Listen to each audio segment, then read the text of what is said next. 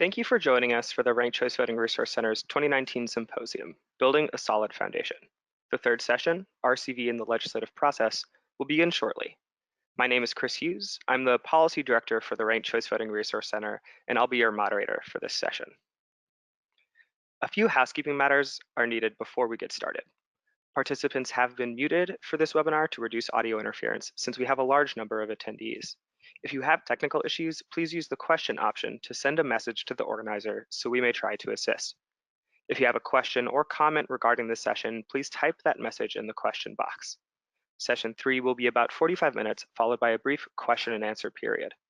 Questions we are unable to address during this live session will be answered in a follow-up document, which we will email to attendees and also post with a recording of this session on the Ranked Choice Voting Resource Center website within a couple of weeks of the symposium. For those that are not familiar with the Ranked Choice Voting Resource Center, we provide a compilation of best practices and first-hand experiences from jurisdictions that have used this method of voting, with a focus on election administration, since that is our background. The website, rankedchoicevoting.org, and our other resources have been developed as educational tools for election administrators, policymakers, voters, candidates, and others. The Resource Center continues to evolve, as does Ranked Choice Voting. Both are building a solid foundation, and we hope these resources and sessions help you and others improve our democracy and the conduct of our elections. Our panelists for Session 3 cover the gamut of ranked choice voting legislation, from advocates working on RCV laws to local election administrators implementing RCV after laws pass. I'll introduce them in the order they're presenting. Wendy Underhill is the Director for Elections and Redistricting at the National Conference of State Legislatures, headquartered in Denver. She has been with NCSL for 8 years. Originally, Wendy specialized in research and analysis on elections issues such as online voter registration, voter ID, voting technology, early voting, and more. Most recently, Wendy has added redistricting and the census to her portfolio. Dave O'Brien is a staff attorney at FairVote, where he works on an array of issues, including legislation, recounts, legal compliance matters, and contributing to amicus curiae briefs. Before coming to FairVote, he was the senior legal counsel for the Senate of the Republic of Palau. Casey Carl became the city clerk of Minneapolis in June 2010 after working in county government in Johnson County, Kansas for more than a decade. As city clerk, Casey is involved in numerous aspects of city governance, but key to his participation as a panelist today is that the city clerk's office conducts elections for the city of Minneapolis. And for the past 10 years, those city elections have been conducted using ranked choice voting. From 1988 to 2013, George Gilbert served as Director of Elections for Guilford County, North Carolina, a jurisdiction with over 360,000 registered voters, and including the cities of Greensboro and High Point. During his tenure, George administered over 65 elections, including 7 presidential elections. George was a nationally certified election registration administrator, SARA, and served on and co-chaired multiple committees tasked with improving election administration across the country. He also participated in Election Assistance Commission working groups, in the development of best practices publications issued by the EAC, and served on the North Carolina Uniformity Standards Working Group. Please welcome these folks as they tell us how RCV laws proceed through the legislative process. We'll begin with Wendy. I will pass the screen over to you, Wendy. Ignore my screen, it is incorrect. Okay, oh shoot, okay. Show my screen. Oh. And, all right, we're gonna get there. All right, I think that looks good. Does that look good from your side, Chris? Yep, looks good. Okay, thanks very much for including me here. I'm glad to be part of this.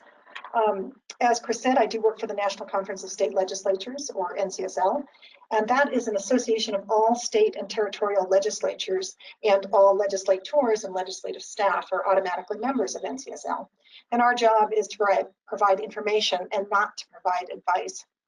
As for our elections team, we do our work with legislators in mind, but everyone is welcome to use what we've got. We have a database of elections-related legislation. I think I forgot to go to the next slide there. There we go.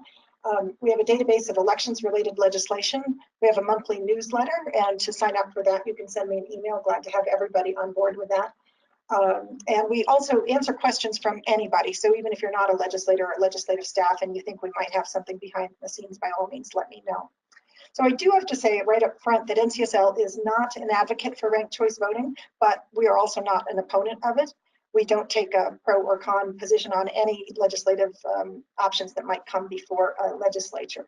So instead of being a cheerleader today, my job is to talk about how ranked choice voting legislation has fared and how it gets shepherded through the legislative process. I thought it might be helpful to start by talking about election legislation in total. And what I've got here for you is a shot from last year. We had 23 bills enacted in California. That was the most. We had one ranked choice voting bill enacted. That was the one in Utah. And some of you may know that it created an opportunity for municipalities to pilot ranked choice voting. So far in 2019, we've had one enactment, and that was also in Utah, and it was to clarify that 2018 bill. But the most important thing for you to note here on this slide is that there were over 2,000 bills introduced and 219 bills enacted. So basically 1 out of 10 bills on elections is likely to get enacted. It is hard to pass a bill, so the work that you all do is appreciated, and you just have to count your successes where you can find them. Looking at this slide, you might get a little bit better news for ranked choice voting proponents. Down at the bottom, you can see legislation that was introduced in 2012, and up at the top, legislation introduced in 2019. And to my mind, what's significant here is that from 2016 to 2017, there was really quite a jump.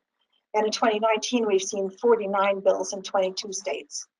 It's my guess that the increase has been the result of national attention to ranked choice voting based on Maine's 2016 Citizens Initiative when the state adopted ranked choice voting. I can't prove that cause and effect, but it seems likely that that was why there's been that shift. I can tell you, though, that the data on this slide comes from NCSL's election legislation database, which you all are welcome to look in. I do include anything that had the words instant runoff voting right along with ranked choice voting. To me, they're interchangeable. And I did not include in this the bills in Maine to repeal that 2016 adoption or any other bills that were to prohibit ranked choice voting, just to be clear. And I noticed in doing this that Hawaii had 23 bills introduced since 2011. So if at first you don't succeed, try again. I think that might be the motto in Hawaii. So on the last slide, I counted up all the bills on ranked choice voting as if they were all one and the same, but of course they're not. Each one is unique.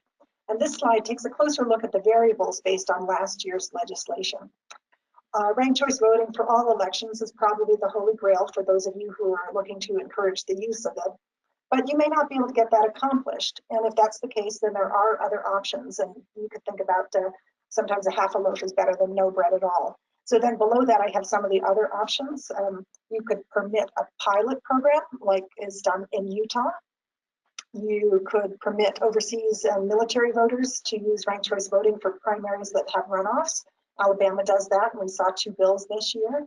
And you could also run a bill that addresses local, primary, or special elections, or some combination thereof. That does seem to be the most popular this year. And if none of those work for you, and if you're not getting any of that passed, you could ask for a study committee or a task force. That might not feel like you got anything at all out of it, but at least the conversation is underway and ongoing. And lastly, you could introduce a bill to repeal ranked choice voting, as Maine has done. So now, how does this all work, and how can ranked choice voting proponents proceed? They, just like everyone else, have to follow the classic how a bill becomes a law process that we all learned in civics in high school. So first, got to have a good idea. Check. I think with everybody on this call, you've got your idea that you want to push. Then you find your allies or your friends, because a coalition is almost always more powerful than a single champion for an idea. I do suggest hiring a lobbyist. Others might debate that point, but that's my 2 cents, that you'll get farther with a trusted lobbyist. And then you find a sponsor and work out a strategy with them so that they can get the bill introduced. And after that, once it's introduced, that should be a time for a little celebration. So take a moment to feel good about that. And then it's your job to hope to get a hearing. And after that, do stay on top of the action. Where is the bill in the process? Don't be pushy, but at the same time, be informed. And then offer information as what I like to call a bite, a snack, or a meal. A bite means you got to have 1 sentence ready to go about why ranked choice voting matters. A snack is maybe 2 paragraphs long, and then there's a meal. Now, a meal, of course, is longer than that, but we're not talking about a feast. A feast might be a treatise. We're talking about a meal. Get it down to a 2-pager or even a 1-pager. What is it you want to say? And then, as you're waiting after the introduction is done, get your fingers crossed. There's a lot of pieces moving in a legislature, and you cannot control all of them. So that was the quickest ever walkthrough for a legislative process. I'm happy to talk about that in greater length at any time. But if you feel like you've exhausted your legislative options, but you still want to proceed, what are your alternatives? In 24 states, you could run a citizens initiative. From NCSL's perspective, that's a distant second in terms of how to make a good law, but it is the method that worked in Maine for ranked choice voting, and that could be tried in other states as well. Or you could go to municipalities individually and help them adopt ranked choice voting. In many states, especially those that have home rule, no authorization from the state may be needed for an individual municipality to do this. And I can point you to FairVote. They can give you an up-to-date list of the municipalities that have gone in this direction already. And lastly, you could work with your political parties in your state to try ranked choice voting for their primaries or caucuses. I know that Iowa, Alaska, and Hawaii are potentially thinking about doing so in 2019. So it's a different avenue to get in the door, you might say. Whether you're talking about ranked choice voting or virtually anything else that might come in front of a legislature, there are some key questions you'll want to be able to answer. Please, please, please prepare your answers in advance so that you're not surprised. And the most important one for any legislator, is how will this bill help my constituents? So be prepared to bring it down to constituents. And then know who favors or opposes it. Sometimes the reputation of your friends matters a huge amount, and for you to be able to say that X organization supports it, we'll either tell them that they like it or tell them that they don't like it. So know who your friends and your enemies are on it. Do know what local election administrators will be thinking about. You can talk to them in advance, and in fact, I would strongly recommend that. And also here, give a true answer if you think that the State Association of Local Election Administrators will actually fight it. You need to tell a legislator that there could be opposition from that side. As with any bill, it's good to know what it'll cost the state and cost the counties. Of course, you can't have an exact number, but it's you got to have whether it's going to be associated with a cost or not. And then specific to ranked choice voting, you've got to be able to explain whether the existing technology can handle moving to ranked choice voting. It's not enough to say it is possible somewhere in the world. It's important to be able to say that it's possible here in your state. So I've kind of been a wet blanket, I think, on this first part here. But to counteract that impression, I'll suggest a few signs that ranked choice voting is making headway. First, I've been at NCSL for 8 years, and when I arrived, I didn't hear anything at all about ranked choice voting. And then about 4 or 5 years ago, I started to hear, what is ranked choice voting? And now I don't hear that anymore. If I get questions, it's about how does it work or where is it in practice. Legislators have indeed become familiar with that concept, much more so than they were in the past.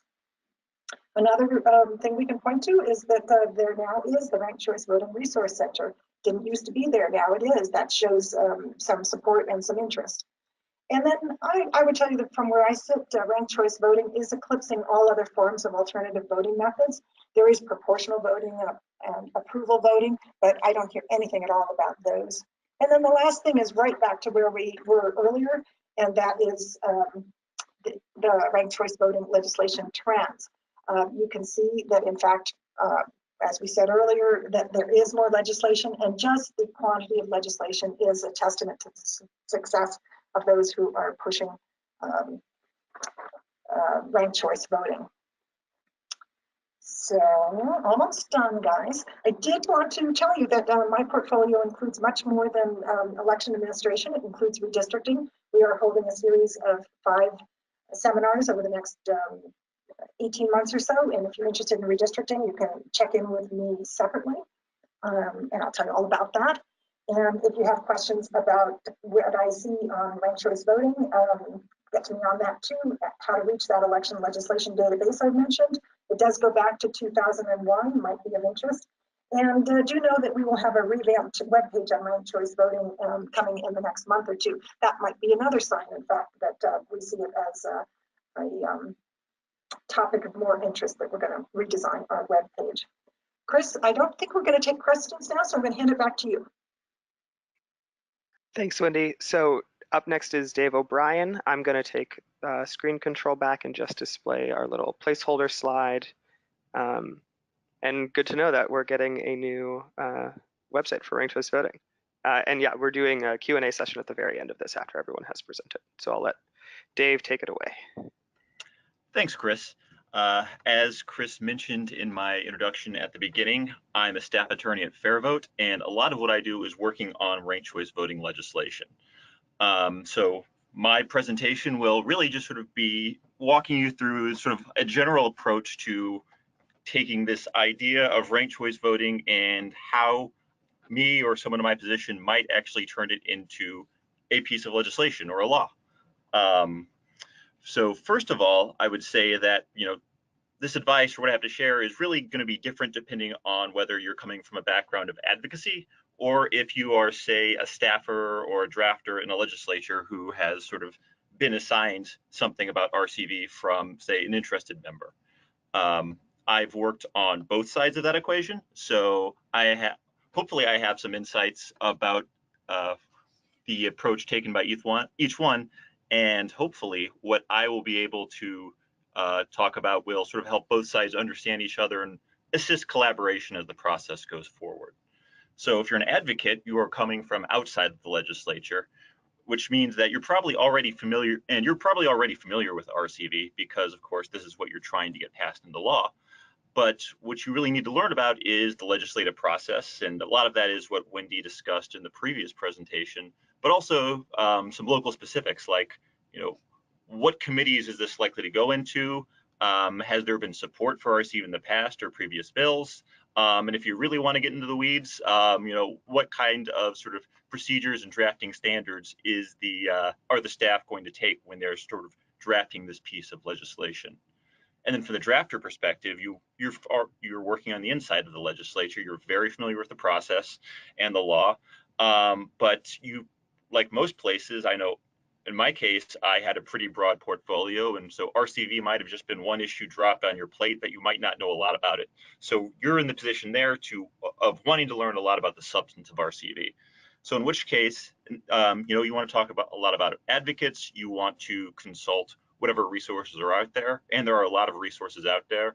The Ranked Choice Voting Resource Center has a lot of good resources for learning more about sort of the nitty gritty of RCV, as does FairVote. So check both websites, please. So first off, you should probably be aware of what exactly it is you're trying to get implemented and passed. So one, what level? Is this like an RCV for all laws, for all elections, like in Maine? Or you just want to focus on the federal level, the state level, or the local level? The next one is, if it's local or possibly for special elections, is this an option or a mandate? Is this something that you want to let cities opt into? Or is this something that you want to require them all to do? In which case, and finally, what level do you want this to do? Is this going to be a piece of legislation in your city? Do you want this to be state level legislation? In which case you might start running into things like home rule issues or problems with the state constitution. So it's one thing to be sold on the idea of RCV and think, man, I want to get something going, but you need to really think about it and make sure, and this is from the advocate's point of view, you really want to think about what specifically you want to do with this piece of legislation, because bills are generally very specific focused things.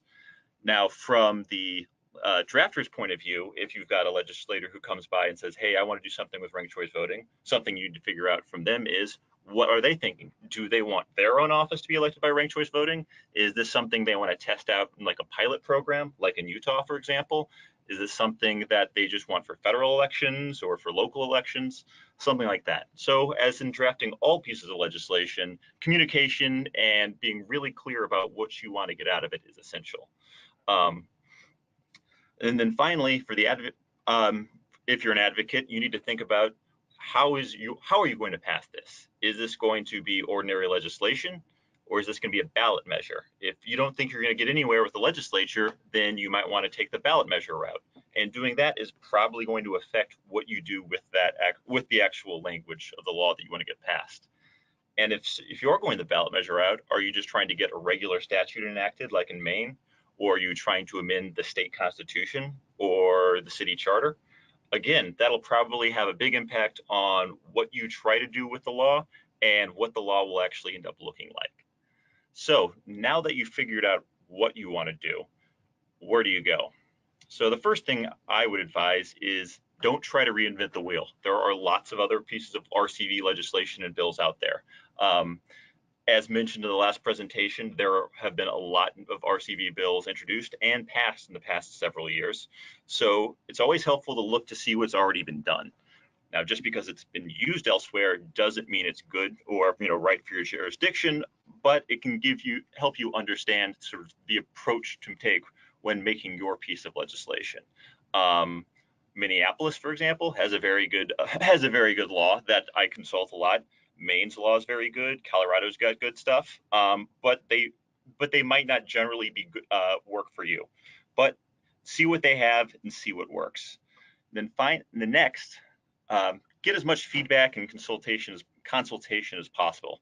It's sort of a headache to get notes from lots of groups with different interests, but it really helps to sort of build the support for stakeholders. And finally, it's really good to, for other people who will catch things that you might not realize. Whatever input you can get from different groups, like say, whatever local league of cities or is in your state, they might have some thoughts that you would have or thoughts on things that you might have overlooked for a local options bill, for example. Local elections administrators, of course, are a wealth of information. They're the ones in the front lines, after all. So if you can get any feedback from them, that's great. Local election administrators, no one knows how to do your job better than you do. So any advice you can give to advocates will not only be much appreciated by them, but will also probably cause you a lot of headaches in the long run if a bill gets passed that doesn't really think about things from your perspective. And then next, after that, is how detailed do you want this bill to be? You can try to put everything in statute, or you can put some things in statute and then sort of delegate the recs to whichever administrative body or officer is overseeing it. So usually the Secretary of State or an elections board. The question is, what do you want to be black letter statute law, and what do you want to be in regs? And my general thought is, if it's something that needs to be reactive and changed or updated frequently, it should probably go into regs, since those are easy to change. So things like ballot design requirements, or things that might have to do with voting machine specifications. The last thing you want is a county that needs to go to the state legislature to pass a law every time they want to upgrade their voting equipment, for example. If it's a ballot measure, for example, you will probably want less language on the petition, because if you are trying to get people to get signatures on a petition and you're catching them in the parking lot or wherever else they are and going about their day, you don't want them to have to read several pages of proposed legislation, in which case you'll probably want things as short as possible, in which case you will probably want to just delegate a lot of the specific details to the Secretary of State, for example. And then finally, there are political considerations with this. Sometimes being sort of vague is going to make a bill easier to pass. For example, if it's shorter, legislators might be more comfortable with it, and less specific things for critics to latch onto. On the other hand, if you know you're going through a committee where the chairman's really wonky and is going to want to tease out every specific, maybe you do want to get a little more detailed, just so that people have answers to their questions and get reassured going into the process. And then the real big one here, and this is kind of vague or broad, but absolutely essential, is you need to be familiar both with how RCV as a system works, but also what kind of laws exist on the books already. It's going to be a rare jurisdiction where you can just pass a law saying, this is how RCV works, this is what we're going to do. Chances are it will impact many other parts of elections throughout the election code. So some examples. One, tiebreakers. Right now, there are a lot of places that say that if two candidates are tied, then a certain amount of days after the election, they will be, with lots of notice, they will meet in a public place, and it will be decided by lot. Now, that might be a good idea when you're trying to decide who wins the election, but in RCV, you might have a scenario where you need to break a tie between two last place candidates to see who gets eliminated first. In which case, if you use that same process, then you are going to delay counting by days or weeks, depending on how many ties need to be broken. So you're probably going to need to update that part of the law. Other things that you might see is at large elections, there is a way to to use ranked choice voting in at-large elections. There's a few of them, but you can't use the same vote counting language as you would for single winner elections. So you need to see if any of the offices that are affected in your bill would be for an at-large election. And then there are things like that sort of almost obscure as figuring out what vote share a party gets for determining ballot access in future elections. At what point are you going to count their vote share? Is it going to be at the first round of counting, the second round of counting, the final round of counting? These are things that you kind of need to think about, but they're also things that might not occur to you when you're just sitting down and thinking, I want RCV for this race. Those are just some examples of the things that I run into, but if there are any specific questions, I'll be happy to answer them later on. And with that, I will turn it back over to Chris.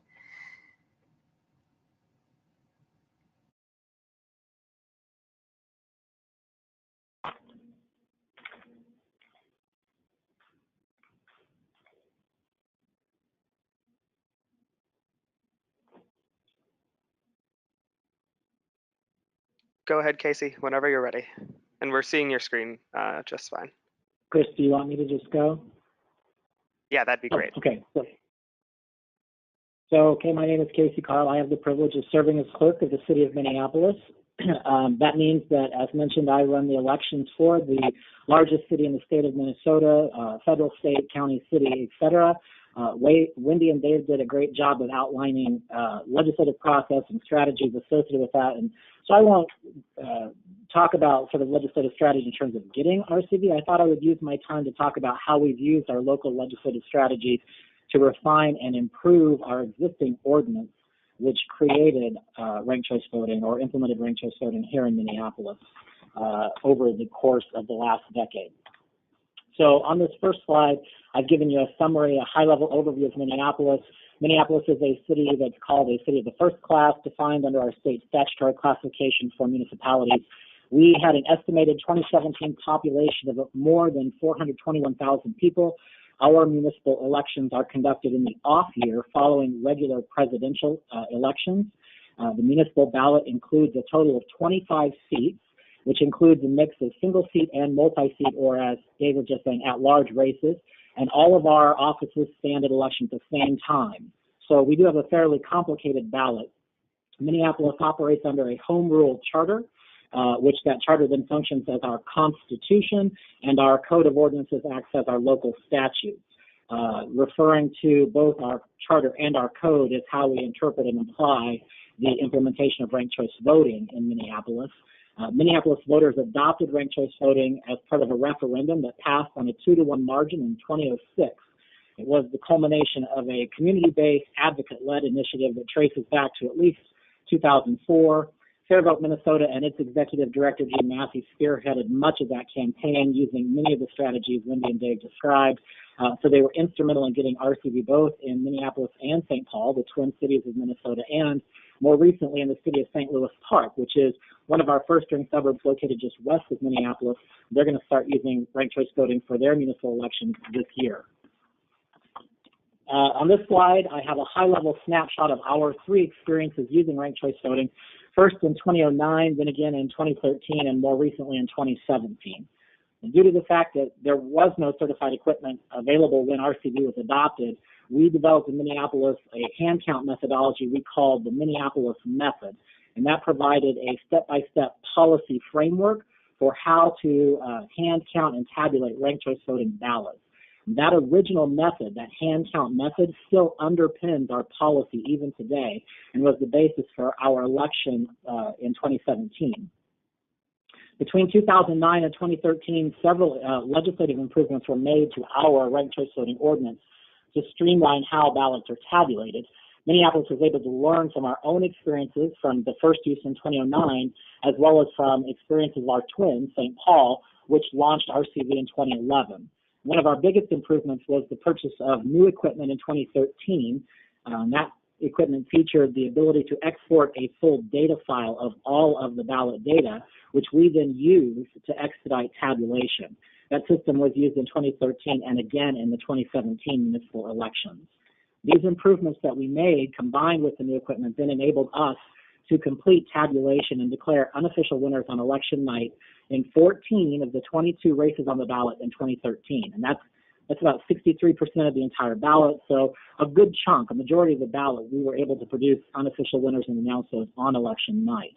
For the remaining races, it took us a total of 3 days to complete tabulation before unofficial winners could be announced. And of those 3 days, a full 24 hours across 2 days was required to tabulate the results in our mayoral race because we had a total of 35 candidates.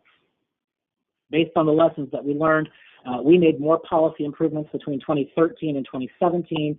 And in the 2017 election, there was a significant increase in the competitive races across our ballot. And as a consequence, we were unable to declare as many unofficial winners on election night. In fact, only in 6 of the 22 races. So a lot less announcements made on election night. However, we were able to complete tabulation in all of the races and make announcements of unofficial winners within just 24 hours of election night in all the races on the ballot. So much faster process.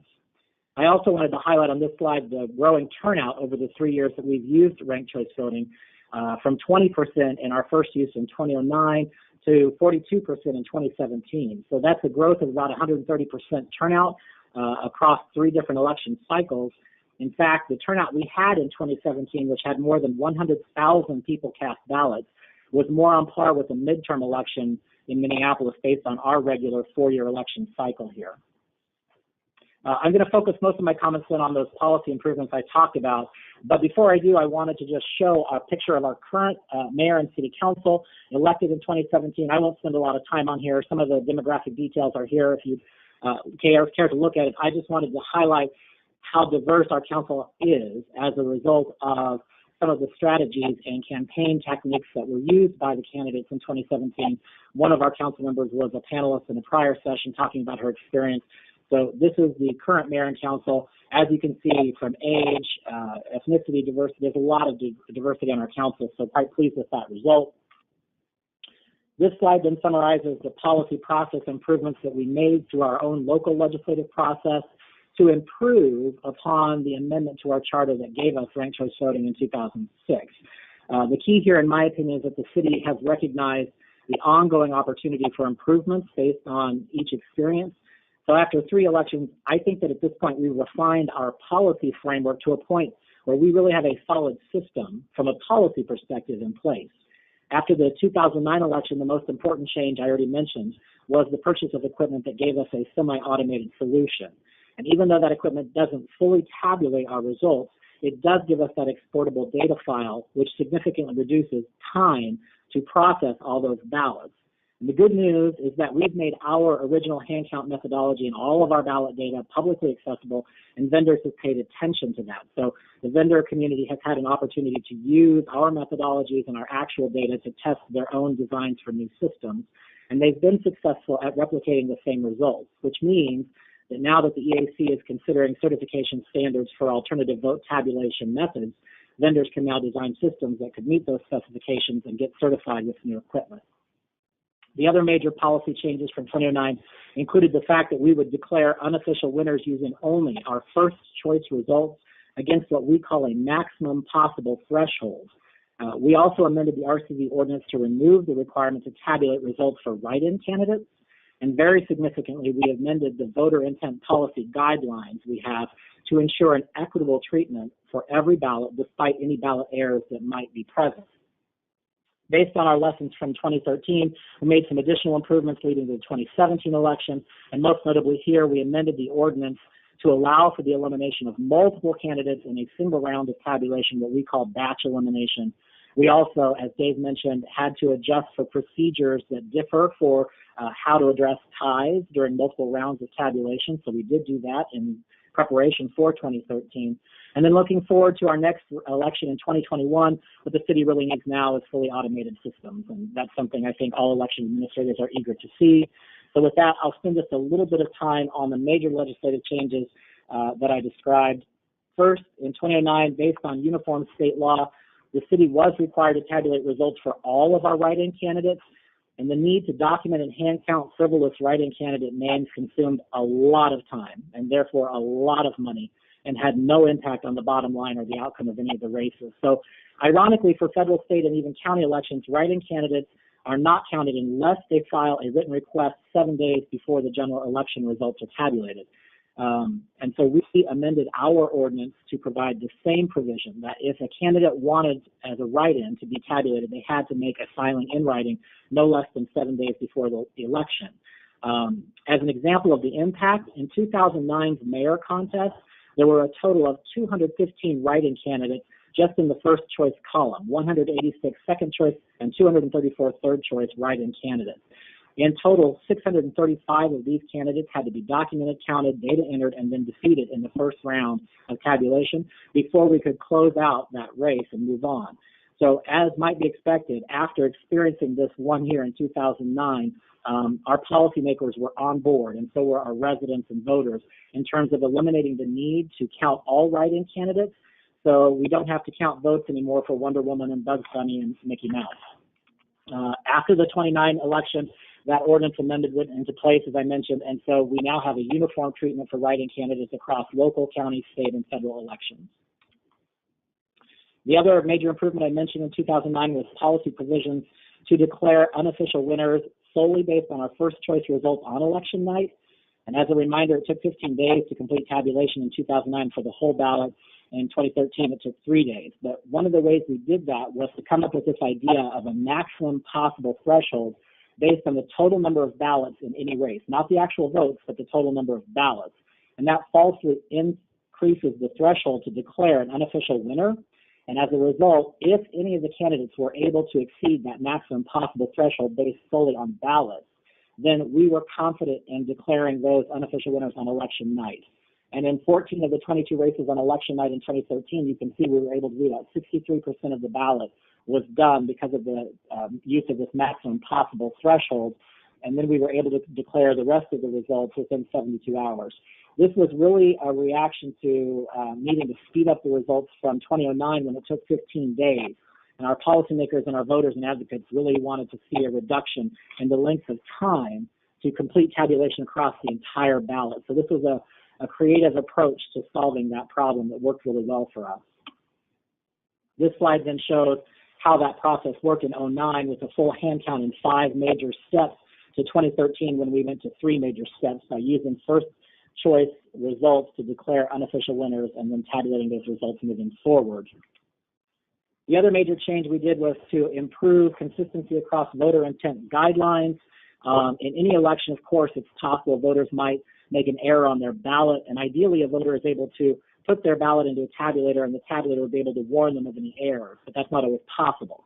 But Minnesota election law requires that every effort be made to accurately count all votes on every ballot, and it actually prohibits us from, as election administrators, from rejecting ballots just based on a technicality, even if the voter made a mistake, if it's possible to determine intent.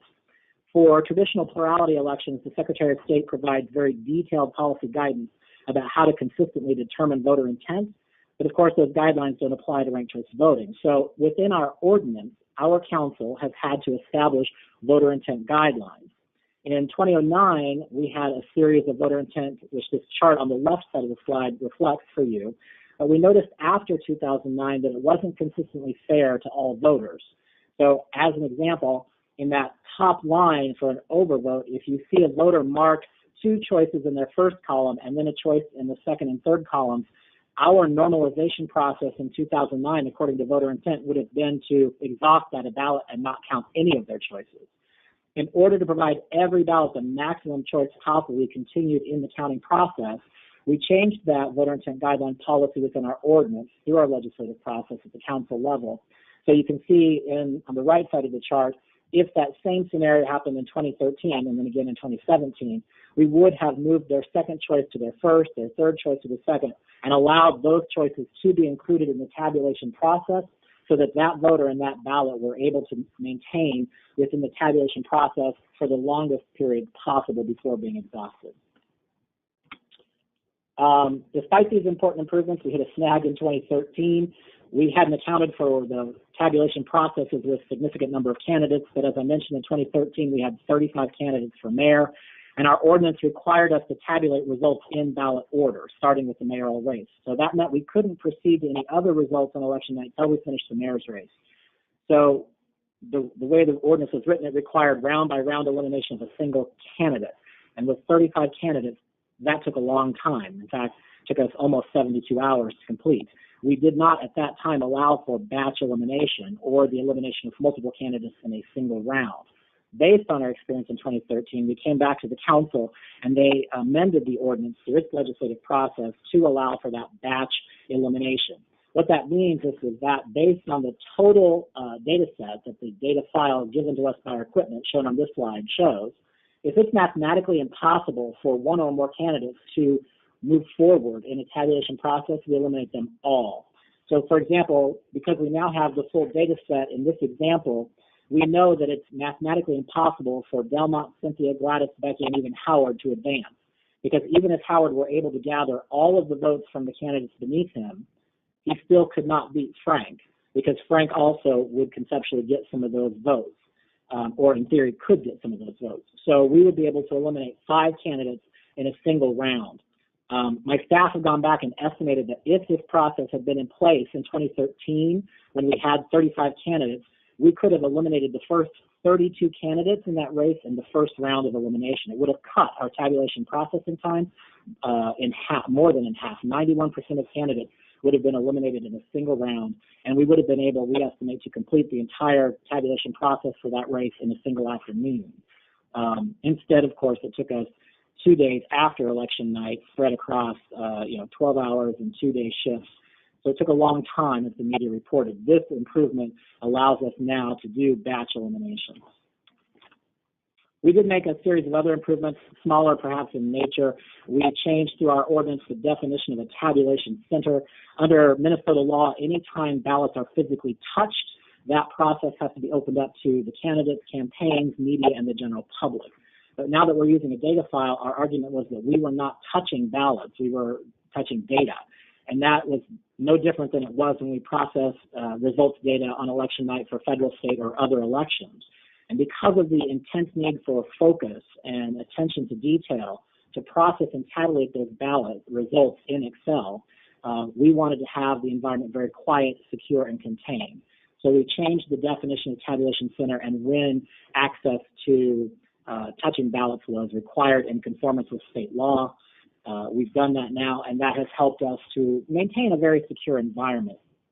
The other thing that we did is that we argued for some filing fee increases. Prior to the 2014 amendment, which was submitted to voters to amend the city charter, the filing fee for all of our offices is $20. So for $20 down, a very low threshold, you could have any number of candidates. And under Minnesota home rule, a home rule charter can be amended in 2 ways, either by the unanimous vote of the entire city council with the approval of the mayor, or by a majority vote of the electorate at the ballot. So despite clear evidence on the impact of this, we could not get council support to accept this proposal. It was twice defeated by ordinance at the council level. So after the experience of the 2013 election and 35 candidates for mayor and 72 hours to process those results, our charter commission submitted this question to the electorate in 2014, and it was overwhelmingly approved by voters. As a result of that ballot question, the filing fees were then changed as reflected on this slide. Today, our filing fee for the top seat as mayor is $500. For city council, it's $250. These are both considered full-time elected positions, and the compensation and benefit packages for mayor and council member in Minneapolis reflect that. So the filing fee is, in my opinion, appropriate. When we argued for that filing fee increase, we said that lowering the bar and making it easy for candidates to access the ballot does not necessarily serve voters' interests and needs. As an example, 26 of the 35 mayoral candidates in that 2013 election each received less than 1% of all of the first choice ballot votes out of more than 80,000 ballots cast. But still, under the ordinance, it required 25 rounds of tabulation, more than 17 hours, before we were able to eliminate a single candidate who had more than 1% of the entire first choice rankings. So it was tedious, it was costly, it was time consuming, and ultimately unnecessary. I stated at the time that the public reasonably expects that candidates display a certain level of public support in order to appear on the ballot. Otherwise, there is the potential, as we saw in Minneapolis in 2009 and again in 2013 through write-ins and through what I call vanity candidates, a number of people to get on the ballot simply for the sake of having their name on every ballot in every precinct on election day. People who don't have a policy platform, they don't have policy priorities, and probably no chance of really winning the election. Our voters obviously agreed with that assessment that I had because the ballot question passed by more than a 2-to-1 margin. On this slide, I'm showing the city's code and the site for our ranked choice voting ordinance. It's codified as Chapter 167 under Title 8.5 of our municipal code for those who have an interest in accessing it. Otherwise, this slide includes my contact information, a picture of our elections website, where we have a treasure trove of information about ranked choice voting in Minneapolis. We've posted all of our reports, results, recommendations, policies, procedures, and other information under a tab conveniently labeled ranked choice voting. I encourage you to visit that site if you're curious or call us with any questions or concerns. We're happy to help and respond. I do want to end by saying how grateful I am to the Resource Center for not only having me here today, but for being a strong support and partner to those of us using ranked choice voting. And with that, I've concluded my comments. Thank you very much.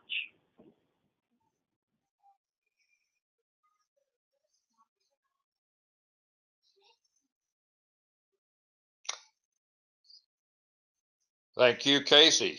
I'm George Gilbert, and as noted earlier, I was an election administrator in Gilbert County, North Carolina for 25 years.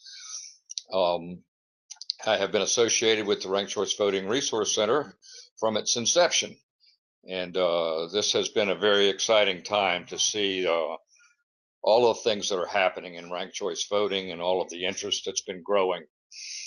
Particularly with this legislative process. I want to look a little bit here now, and some of these things have been alluded to by our other presenters, but I want to look more at the technical details. What is the content with respect to the technical aspects of ranked choice voting that need to be considered in the legislative process? Casey's presentation just talked about some of the things that they found that they needed to change in their legislative process, and some of the kinds of conflicts that can arise. We've discussed some of the kind of conflicts that can arise with general election statutes. So at this time, we're going to focus on a few other aspects from a technical standpoint more than anything else. Your basic plurality voting generally requires fewer decisions. You either count a vote or you don't. Now, of course, there are ambiguous votes, particularly when you're dealing with paper ballot systems.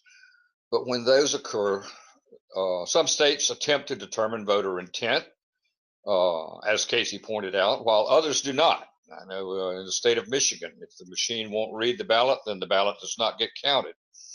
But this is a policy decision that needs to be made ahead of time.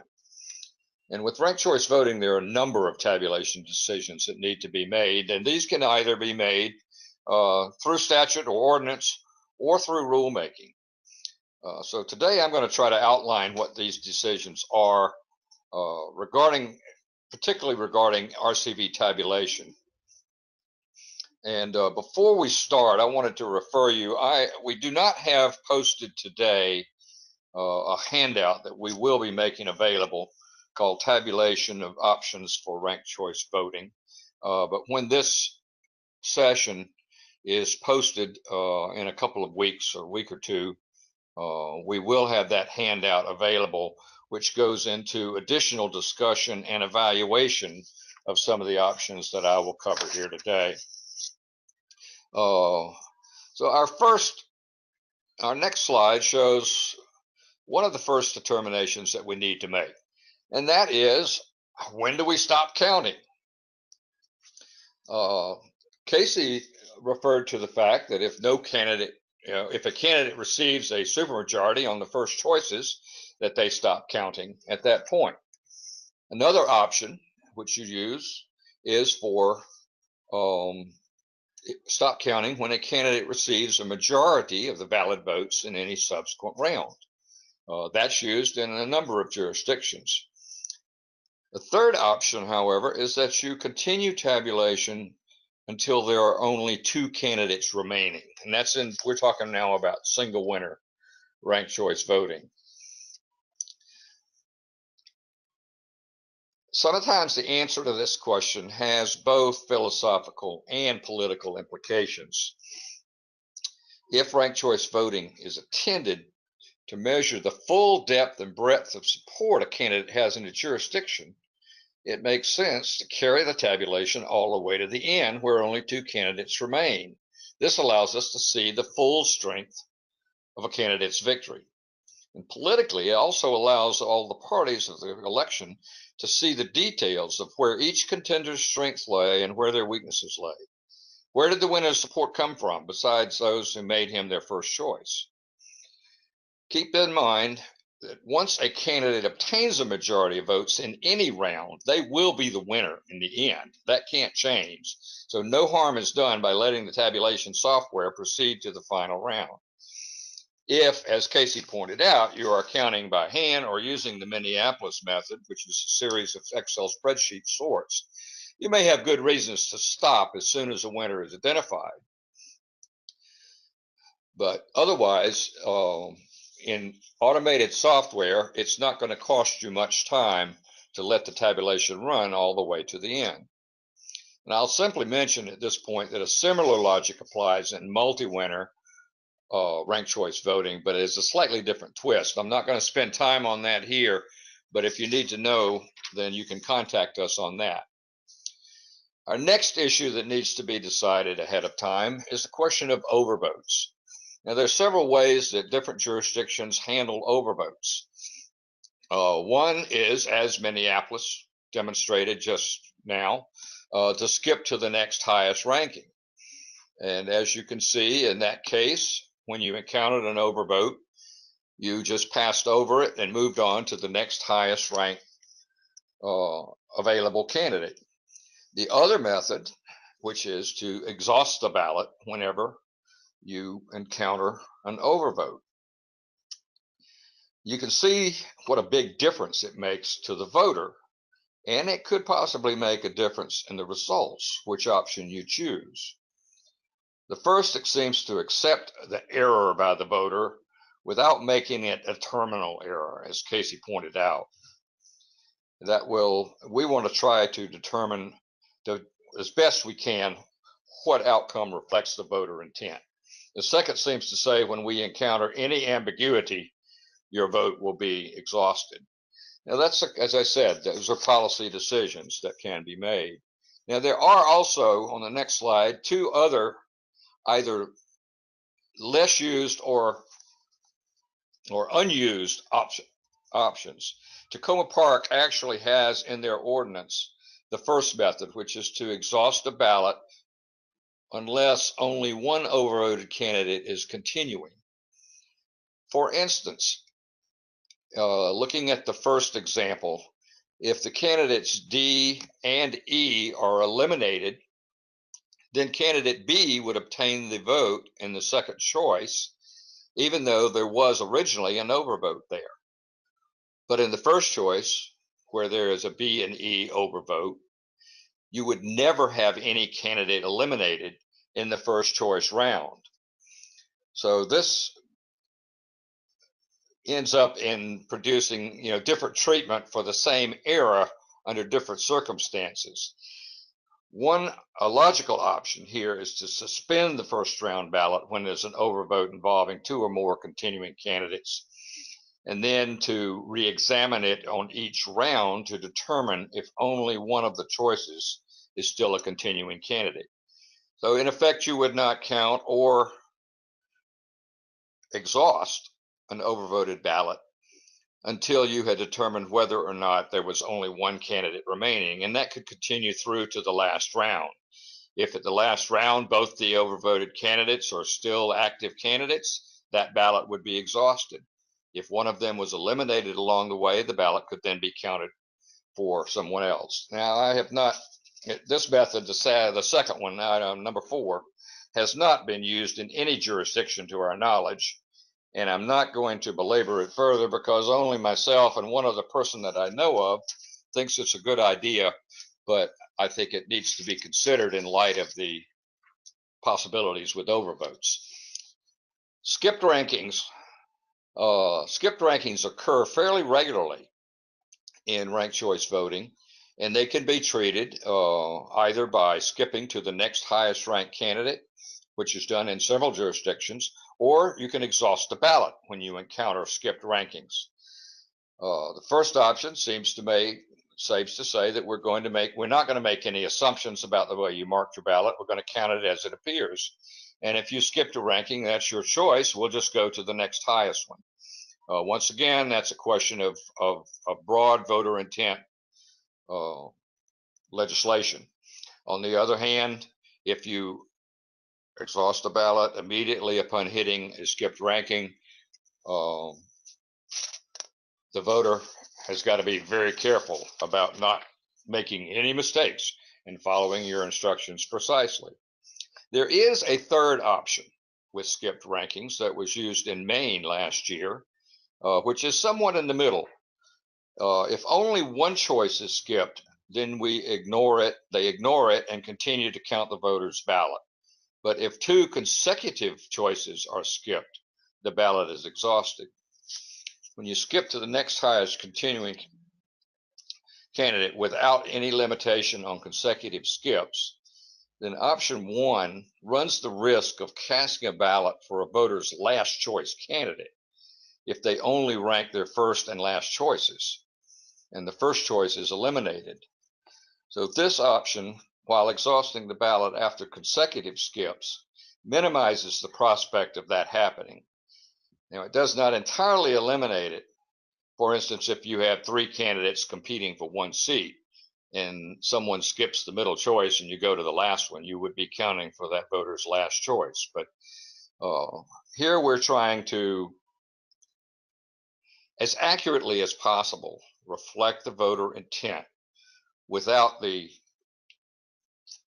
statute resulting in us counting a voter's final choice. When you exhaust the ballot, as soon as you encounter a skip, it's a fairly draconian measure.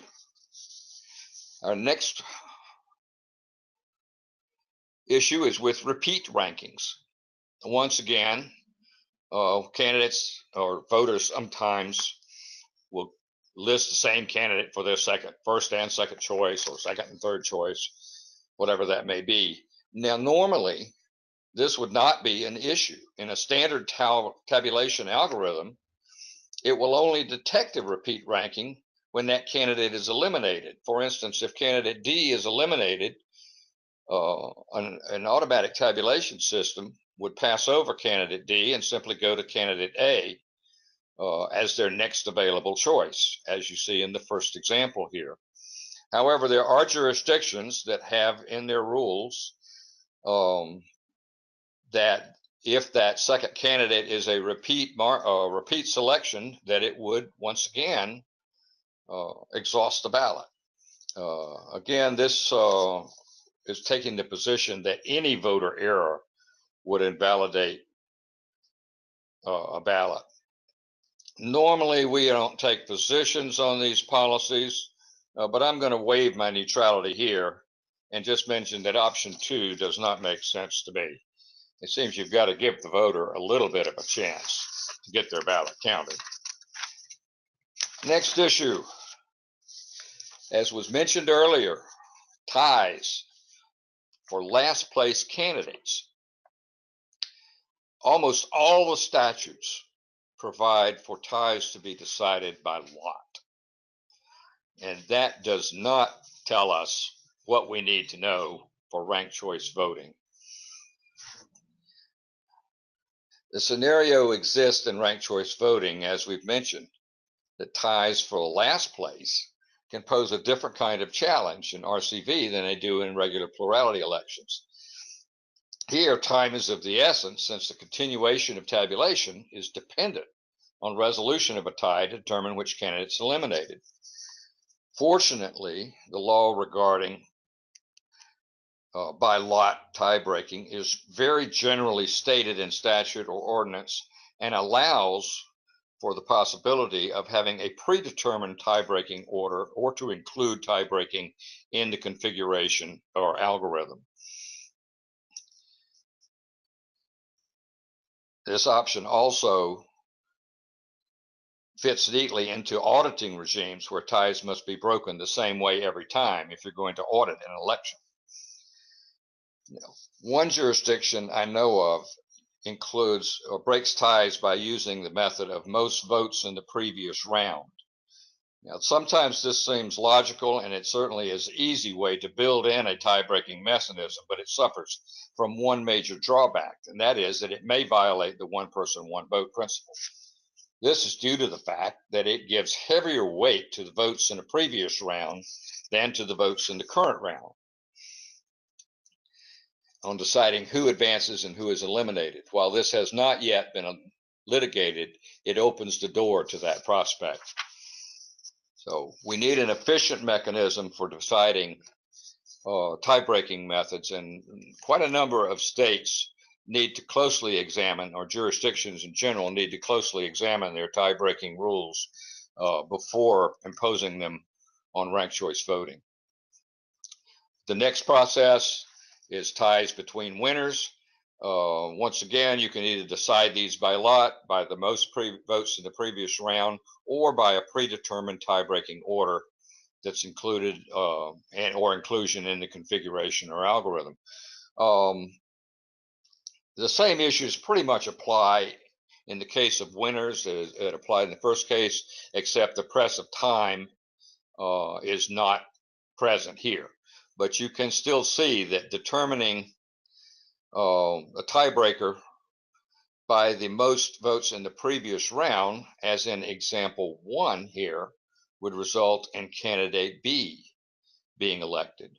Whereas if you have a random tie-breaking order, candidate A would win the election. So it can make a difference. And once again, the susceptibility of the most votes in the previous round method to legal challenge makes that less than desirable. Let's looking at a little bit more complex issues that need to be decided in the planning process is whether or not to use whole number thresholds or whether to use fractional thresholds. I will not get into the details of this too much. I just want to highlight these. If elections are in the thousands of votes, it is unlikely to make any difference. However, if anyone understands the importance of getting every vote counted correctly, or even fraction of votes, it's election officials. We like to be precise, and we know that sometimes these fractions of a vote, particularly only in the multi-winners contest, can make a difference in the long run. Multi-winner contests also have a new element that is not involved, that we do not find in plurality voting, and that is how we use surplus transfers. Surplus transfers are where fractional votes come from. There are two methods of executing surplus transfers. One is the fractional transfer method, and one is the whole vote transfer method. Fractional transfers are used in Minneapolis. Whole vote transfers are used in Cambridge. Cambridge, however, has been doing ranked choice voting since 1940, and they started out back when there were no computers to assist in the process, so it made some sense. In their process, if they had a surplus of one more vote, let's say you have a threshold of 8 votes to declare a winner, and candidate C got 9 votes, then the surplus would be 1/9. And therefore, they would transfer every 9th ballot that is pulled out of their stack and give that vote to the next continuing candidate. However, in the fractional transfer method, you simply give 1/9 of each voter's ballot to the next available candidate. And this results in fractional votes being distributed. The Ranked Choice Voting Resource Center provides fractional transfers, and the example we have here, we have calculated and that's the same thing that Minneapolis does. And in using our tabulator, we have calculated the exact same results to the 4th decimal place as Minneapolis obtained in its 2013 and its 2017 Park and Recreation boards. So this process does work whether you use an automatic tabulator or whether you use the Minneapolis method, which is a spreadsheet. To sum up, we need to make decisions in the legislative or in the ordinance process on overvotes, skip choices, repeat rankings, ties, calculation of a threshold, and in surplus transfers. One word of warning, which I address in more detail in the handout. There are circumstances in which the result of a voter's last choice receiving the vote. And I mentioned that earlier. And this is preventable when you use well-conceived tabulation rules. Whether you elect to have these rules specified as policy options in the statute or ordinance would depend on the history and the practice in your jurisdiction. We do recommend that the more technical ones, especially the last 3, are probably left to administrative rulemaking.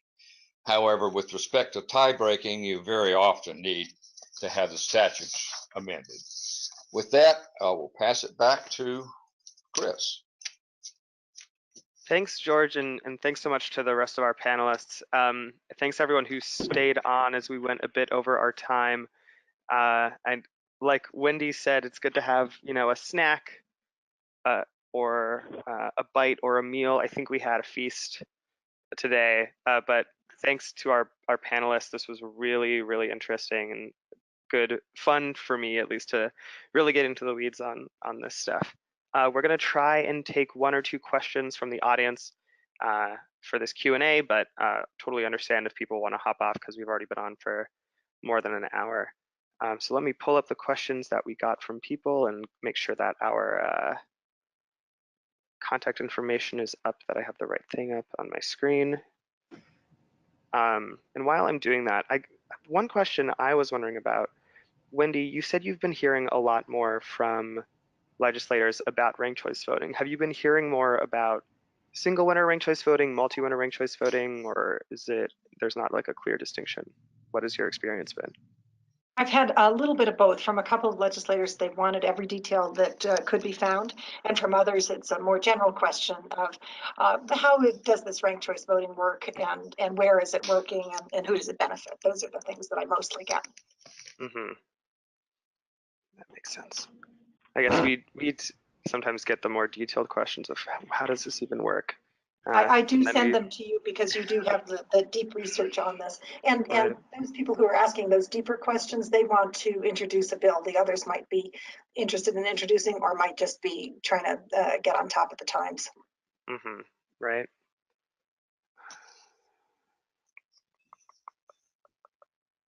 So I have one other question, a bunch of other questions, but this is the one I'm going to pull out.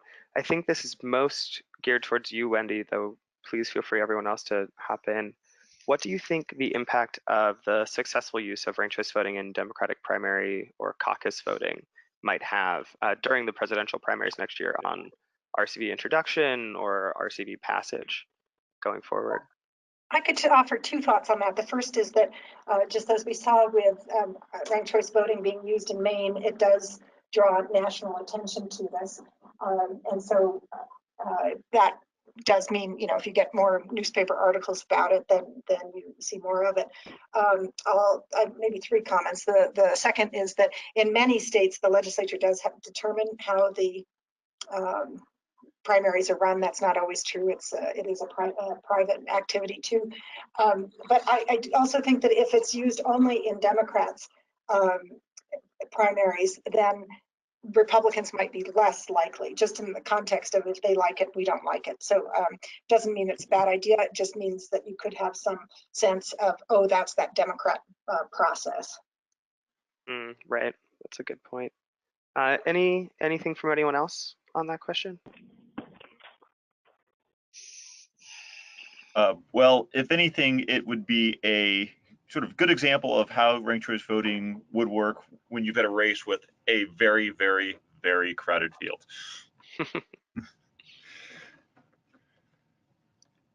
Great. Well, I have one other question, and then I think I will let everyone go. It's about, it comes from Washington State, where they came pretty close to getting a ranked choice voting local options bill in the state, but it died, I think, after it left its first committee because it got tagged with a huge fiscal note. So what is everyone's sort of experience with fiscal notes in ranked choice voting, and how do you anticipate fiscal notes, and how do you respond to fiscal notes? I might, Well, Dave, do you want to go I first? can, And then, okay. Oh yeah, go ahead, George. yeah, I can just say, in the biggest example I've had with fiscal notes is that they are all exaggerated. I used to do exaggerated fiscal projections whenever something was proposed that I didn't like. So I'm very familiar with that tactic. Certainly in Maine, the fiscal note, I believe the initial fiscal note had their cost at well over $1 million. And I have seen others that were in the similar range. They ended up spending just a little over $100,000 and having an exceptionally good election. So most fiscal notes are exaggerated. They are very difficult to overcome, and that's why I think we need to provide the examples that we have with respect to what is the actual cost of implementing ranked choice voting. And that's why the Resource Center has concentrated on collecting that information and in trying to present it. We addressed that this morning in our first seminar on myths with respect to ranked choice voting. So we just have to continue to work at that and try to get people not to totally grossly exaggerate the kind of costs that are going to be incurred. Chris, I want to jump in on that one, and I want to support the legislative staff around the nation who are doing their very best to get fiscal notes that really are useful to the legislative process. Most legislative staff are nonpartisan who would be drawing these kinds of notes, so they're not motivated from a partisan perspective. I think George is probably right, but that's because it's hard to make these estimates, and the more real data you all collect on real costs, the more data they'll be able to stand on. What they probably do right now is go to local election officials and say, what would it cost to do this? And if they don't know either, then they're taking a guess on it, and then that's what gets built in. So we will get better at this as more data is gathered nationwide. Exactly. Dave and Casey, anything to add? No, I think George and Wendy are absolutely right. There is a lot of exaggeration goes on, not for partisan reasons, mostly just because it doesn't cost you anything to say it's going to be a lot of money generally. And you can, best case scenario, it passes and you get in under budget, so you look great. But yeah, I mean, pointing to specific examples like Maine, communicating with election vendors to sort of get, or the voting systems vendors to sort of get an understanding from them, like how much would cost for the specific needed upgrades. That's been a useful strategy too. But as people become more and more familiar with the system and more places have experience implementing it, we will all get a better idea of how much it costs, and be able to, let's say, not negotiate, but offer legislators with another perspective on it than they might see in the fiscal notes. Mm-hmm. All right, well, thanks so much to everyone again for getting on the panel today, to our panelists for taking the time to present, and to the attendees for sticking around for our super long hour and 15-minute session. So we'll work with our panelists to answer any of the questions that we didn't get to today, and we'll send around that document, as we've mentioned in previous sessions, a Word document with answers to all the questions posed, both just now during the session and written that we didn't get to. And that will both go out to all attendees and will be put up with a recording of the session in just a couple weeks. And this is it for today, for day one of the Ranked Choice Voting Resource Center. symposium for 2019, but tomorrow morning at 11 a.m. Eastern Time, we'll have our 4th session, Crafting the RCV Message, and we look forward to having you on then. Thanks so much, everyone.